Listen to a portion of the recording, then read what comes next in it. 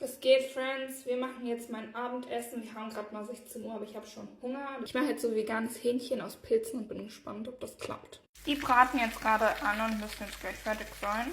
Ich bin ready mit Kochen und habe das auch schon probiert und gegessen und ich kann es nur weiterempfehlen. Das Ding ist halt, ich weiß nicht, ob ich in nächster Zeit nochmal den Aufwand betreiben würde, weil es war halt schon anstrengend, das erst in dieses Flüssige, dann in die Panade, dann frittieren und das hat halt wirklich lang gedauert. Und bei 31 Grad ist das auch nicht so empfehlenswert, weil wie man vielleicht sieht, habe ich ein wenig geschwitzt. Aber es ist auf jeden Fall mega lecker und die Pilze haben so richtig krasse Hähnchenkonsistenz.